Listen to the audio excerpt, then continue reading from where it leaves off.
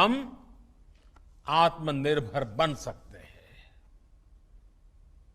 और ये हम सबका संकल्प है, 130 करोड़ देशवासियों का संकल्प है। हमें आत्मनिर्भर भारत बनाना है और हम आत्मनिर्भर भारत बना सकते हैं। आज एनर्जी सेक्टर में भारत को आत्मनिर्भर बनाने के लिए, सेल्फ रिलायंट बनाने के लिए एक बहुत बड़ा कदम उठाया जा रहा है। ये कार्यक्रम सिर्फ कोल माइनिंग से जुड़े एक सेक्टर से जुड़े रिफॉर्म्स को जमीन पर उतारने का ही है ऐसा नहीं है, बल्कि ये 130 करोड़ एस्पिरेशंस को रियलाइज करने का कमिटमेंट है। आज हम सिर्फ कॉमर्शियल कोल माइनिंग के लिए ऑक्शन ही लॉन्च नहीं कर रहे हैं, बल्कि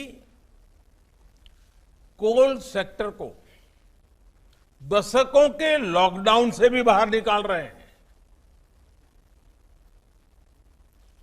कोल सेक्टर के लॉकडाउन का क्या प्रभाव रहा है,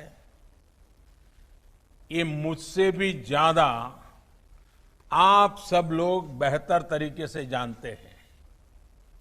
सोचिए, जो देश कोल रिजर्व के हिसाब से दुनिया का चौथा सबसे बड़ा देश हो,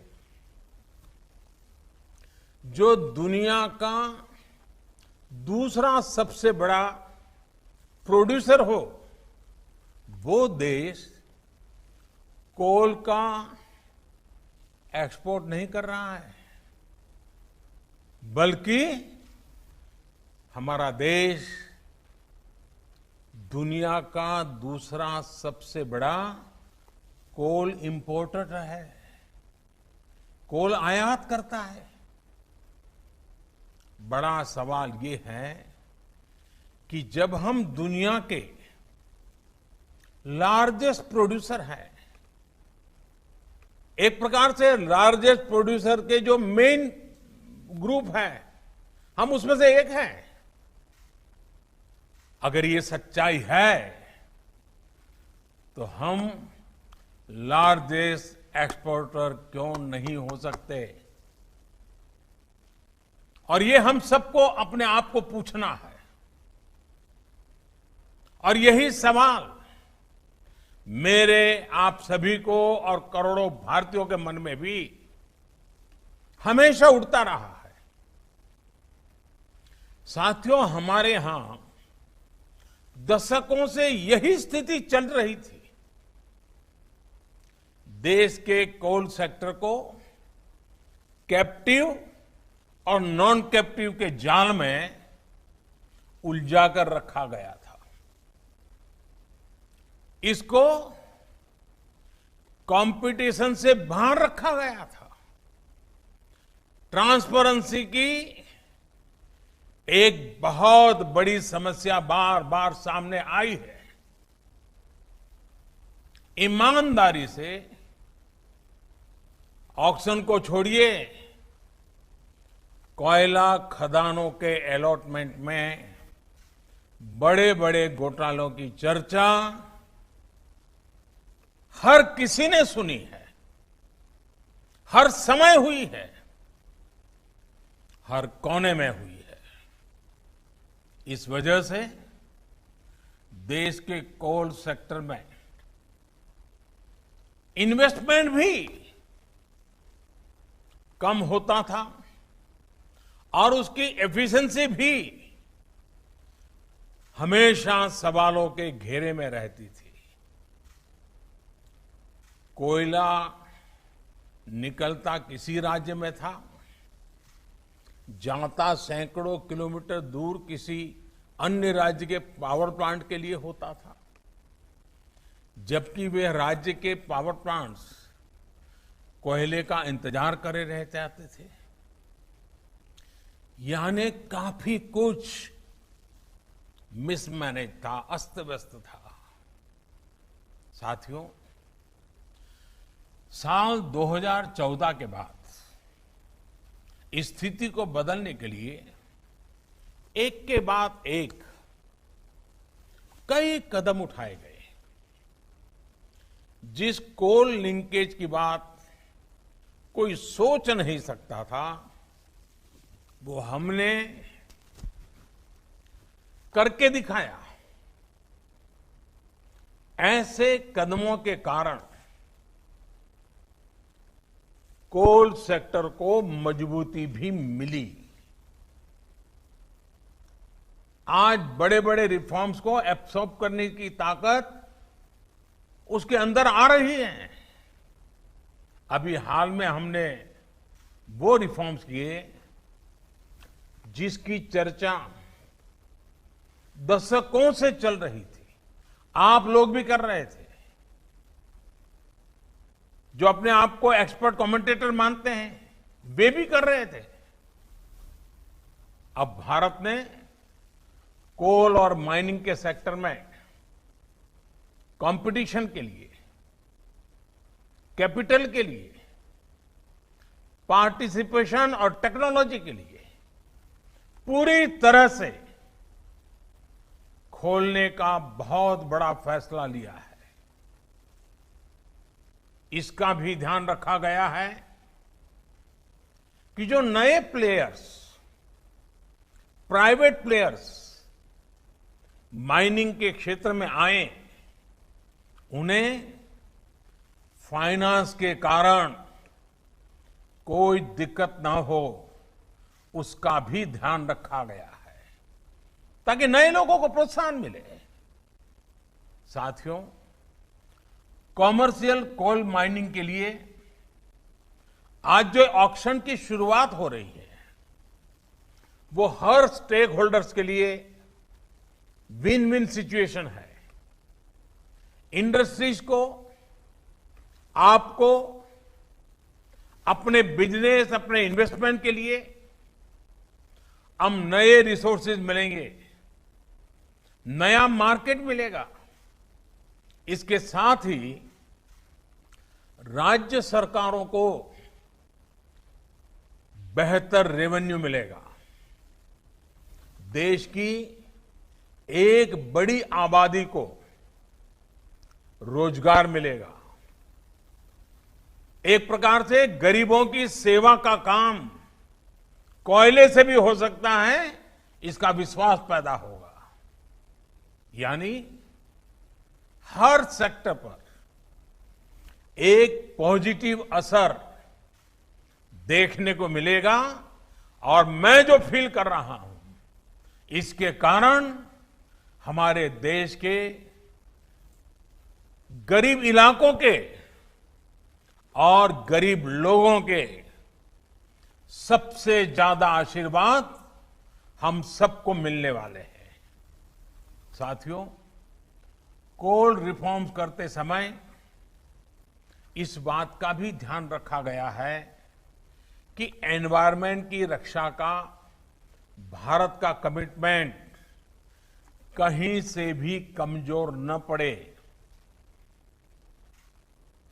कोल से गैस बनाने के लिए अब बेहतर और आधुनिक टेक्नोलॉजी का हम प्रयोग करना चाहेंगे और टेक्नोलॉजी आ पाएगी। कोल गैसिफिकेशन जैसे कदमों से एनवायरनमेंट की भी रक्षा होगी। कोयले से बनने वाली गैस का उपयोग ट्रांसपोर्ट और कुकिंग के लिए हो पाएगा। यूरिया और स्टील मैन्युफैक्चरिंग से जुड़े उद्योगों को प्रमोट करेगा। हमने लक्ष्य रखा है कि साल 2030 तक, 2030 तक, यानी कि इस दशक में करीब 100 मिलियन टन कोल को गैसिफाई किया जाए। मुझे बताया गया है कि इसके लिए 4 प्रोजेक्ट्स की पहचान हो चुकी है और इन पर करीब करीब 20,000 करोड़ रुपए इन्वेस्ट किए जाएंगे। साथियों, कोल सेक्टर से जुड़े ये रिफॉर्म्स ईस्टर्न और सेंट्रल इंडिया को, विशेषकर हमारी ट्राइबल बेल्ट को डेवलपमेंट का पिलर बनाने का भी एक बहुत बड़ा जरिया है।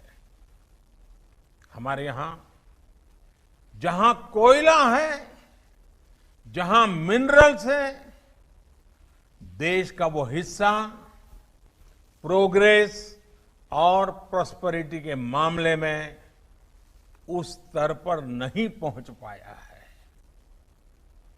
देश का ये वो हिस्सा रहा है जहां बड़ी संख्या में एस्पिरेशनल डिस्ट्रिक्ट भी हैं। वो जिले जहां के लोग विकास के लिए एस्पायर कर रहे हैं, लालायित है, कर गुजरने का इरादा रखते हैं, सामर्थ्य है, शक्ति है, समझ है, सब कुछ है, लेकिन यही जिले विकास की दौड़ में बहुत पीछे रह गए हैं। आप कल्पना कर सकते हैं, देश में 16 एस्पिरेशनल डिस्ट्रिक्ट्स ऐसे हैं जहां कोयले के बड़े बड़े भंडार है, लेकिन इनका लाभ वहां के लोगों को उतना नहीं हुआ जितना होना चाहिए था। वहां के गरीबों का जितना भला होना चाहिए था वो नहीं हुआ। यहां से बड़ी संख्या में हमारे साथी दूर दूर अपने बूढ़े मां बाप को छोड़ करके, अपने खेत खलिहान को छोड़ करके, अपने यार दोस्तों को छोड़ करके बड़े शहरों में रोजगार के लिए, एम्प्लॉयमेंट के लिए माइग्रेशन करते हैं।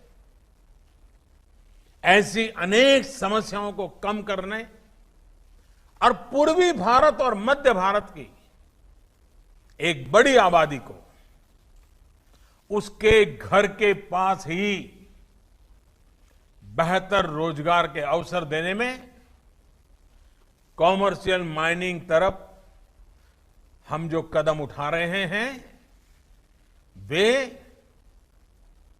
एक इच्छित परिणाम लाएंगे। और जब मैं इच्छित परिणाम की बात करता हूं, मुझे इन क्षेत्रों का विकास करना है, हमें वहां के गरीबों का भला करना है,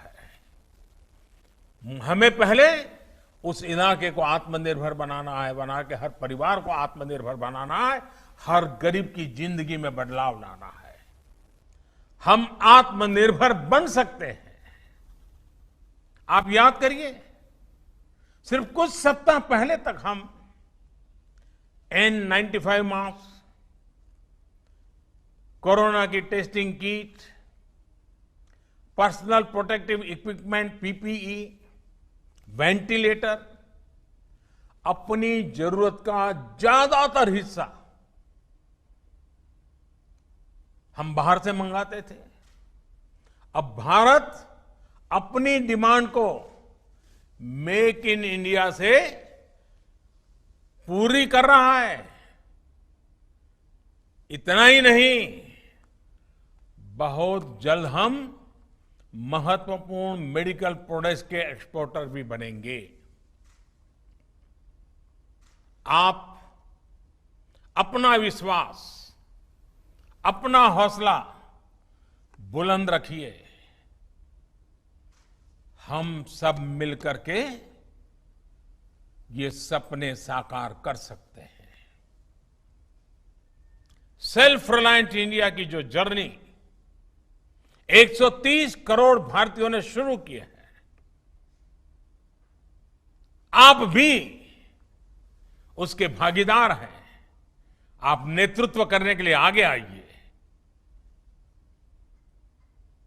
जीवन में ऐसे मौके बहुत कम आते हैं जब कुछ कर करके इतिहास को मोड़ देने की मौका आ जाता है। आज भारत के उद्योग जगत को आज भारत के व्यापारी जगत को, आज भारत के सर्विस सेक्टर को लीड करने वाले लोगों के लिए इतिहास को बदलने का मौका आया है, इतिहास की दिशा बदलने का मौका आया है, भारत के भाग्य को बदलने का मौका आया है। हमें इस मौके को जाने नहीं देना है, हमें इस अवसर को छोड़ना नहीं है। आइए भारत को आगे बढ़ाएं, भारत को आत्मनिर्भर बनाएं। साथियों, आज मुझे आपके बीच आने का मौका मिला। मामला तो कोयले का है, हीरे के सपने देख करके चलना है।